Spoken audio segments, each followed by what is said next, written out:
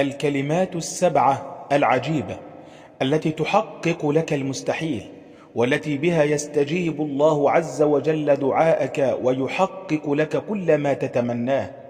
وقبل أن نتعرف على هذه الكلمات رجاء زينوا التعليقات بالصلاة والسلام على الحبيب صلى الله عليه وسلم الذي أرشدنا إلى كل خير، فمن صلى عليه صلاة صلى الله عليه بها 10.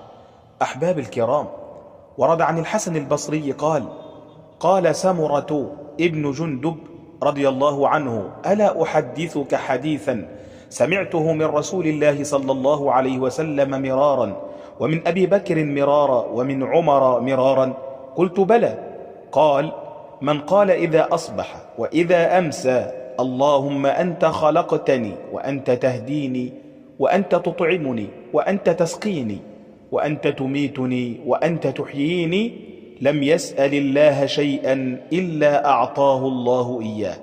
قال: فلقيت عبد الله بن سلام فقلت: ألا أحدثك حديثا سمعته من رسول الله مرارا، ومن أبي بكر مرارا، ومن عمر مرارا؟ قال: بلى.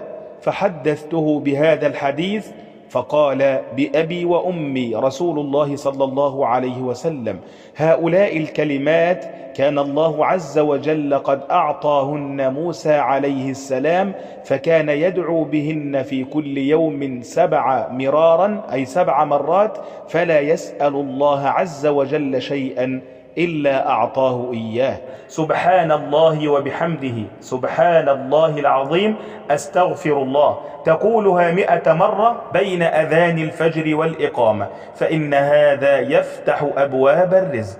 فحافظوا على هذه الكلمات السبع في الصباح وفي المساء، وسلوا الله عز وجل من فضله.